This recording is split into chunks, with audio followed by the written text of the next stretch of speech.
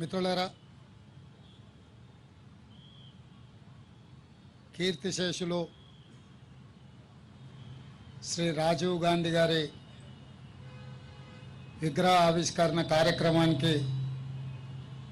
అధ్యక్షత వహించిన Hyderabad incharge minister మిత్రుడు పొన్నం ప్రభాకర్ గారు, కార్యక్రమంలో ముఖ్య అతిథులుగా పాల్గొన్న మంత్రివర్యులు తుమ్మల నాగేశ్వరరావు గారు, మాజీ పిసిసి అధ్యక్షులు పెద్దలు రాజీవ్ గాంధీ గారికి అత్యంత సన్నిహితులు వి హనుమంతరావు గారు, అదేవిధంగా ఆనాడు రాజీవ్ గాంధీ గారు యూత్ కాంగ్రెస్ కోటాలో గుర్తించి 89లోనే 30 సంవత్సరాల యువకుడు షబ్బీర్ అలీ గారికి ఎమ్మెల్యే మంత్రిగా అవకాశాలు కల్పించి ఆ రోజు నుంచి ఈ రోజు వరకు ప్రజలతోనే ఉన్న మిత్రుడు ముహమ్మద్ అలీ షబ్బీర్ గారు, మల్రెడ్డి రంగారెడ్డి గారు, శంకర్ గారు, ఖైరతాబాద్ జిల్లా పార్టీ అధ్యక్షుడు రోహిన్ రెడ్డి గారు, డాక్టర్, ఇక్కడ ఎన్నికల బరిలో దిగిన కార్పొరేటర్ విజయ గారు, పీజేఆర్ గారు కూతురు, అదేవిధంగా ఫిరోజ్ ఖాన్, ఇతర మిత్రులు చాలామంది ఈ కార్యక్రమంలో శాసనసభ్యులు, కాంగ్రెస్ పార్టీ నాయకులు, రాజీవ్ గాంధీ గారి అభిమానులు,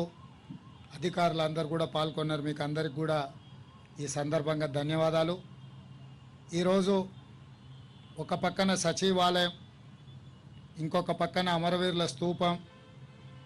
అదేవిధంగా ఈ నక్లెస్ రోడ్డు, ఈ ట్యాంక్ బండ్ మీద ఉన్న ఎంతోమంది మహానుభావుల విగ్రహాలు, ఇవన్నీ కూడా తెలంగాణ సంస్కృతికి, సాంప్రదాయానికి, ఈ రాష్ట్ర విముక్తి కోసం, ఈ దేశ స్వతంత్రం కోసం పోరాటం చేసి అమరులైన చాలామంది విగ్రహాలు ఇక్కడ ఉన్నాయి. అయితే ఆ పక్కన డాక్టర్ బాబాసాహెబ్ అంబేద్కర్, ఇంకొక పక్కన శ్రీమతి ఇందిరాగాంధీ, ఆ పక్కన మాజీ ప్రధానమంత్రి పివి నరసింహారావు గారు, ఇంకా కాస్త ముందుకెళ్తే కీర్తిశేషులు జైపాల్ రెడ్డి గారు, వీళ్ళందరి విగ్రహాలు, సమాధులు ఈ ప్రాంతంలో ఉన్నాయి. నేను ముఖ్యమంత్రి అయిన తర్వాత ఈ ప్రాంతంలో పర్యటిస్తున్నప్పుడు వీటన్నిటిని చూసిన తర్వాత ఒక లోటు ఉన్నది. ఆ లోటే శ్రీ రాజీవ్ గాంధీ గారి విగ్రహాన్ని ఇక్కడ పెట్టడం ద్వారా ఈ దేశ యువతకు స్ఫూర్తిని నింపాలని, సాంకేతిక టెలికాం రంగంలో విప్లవాత్మకమైన మార్పులు తీసుకొచ్చి ఈరోజు కోట్లాది మంది యువకులకు ఉద్యోగ ఉపాధి అవకాశాలు వచ్చినాయి అని అంటే శ్రీ రాజీవ్ గాంధీ గారి దేశంలో కంప్యూటర్ను పరిచయం చేయడం. ఈరోజు తండాలలో, గూడాలలో, మారుమూల పల్లెల్లో పేదవాళ్ళు, ఉపాధి హామీ కూలికెళ్ళే మహిళలు కూడా ఈరోజు చేతిలో సెల్ ఫోన్ పట్టుకొని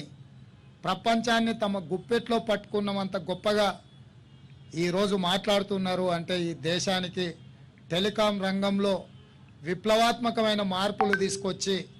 ఈ దేశాన్ని ప్రపంచంతో పోటీ పడే విధంగా తీర్చిదిద్దిన మాజీ ప్రధానమంత్రి శ్రీ రాజీవ్ గాంధీ గారు. విప్లవాత్మకమైన మార్పులు ఉద్యోగ ఉపాధి అవకాశాలలోనే కాదు,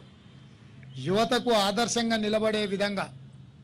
దేశం కోసం అవసరమైనప్పుడు దేశాన్ని విచ్ఛిన్నం చేయాలని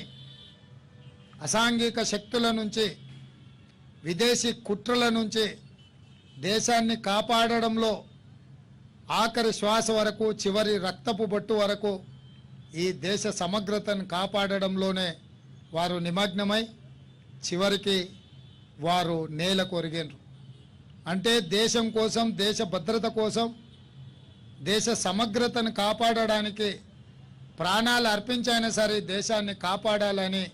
ఈ దేశ యువతకు స్ఫూర్తినిచ్చే విధంగా శ్రీ రాజీవ్ గాంధీ గారు నిలబడ్డారు. ఈరోజు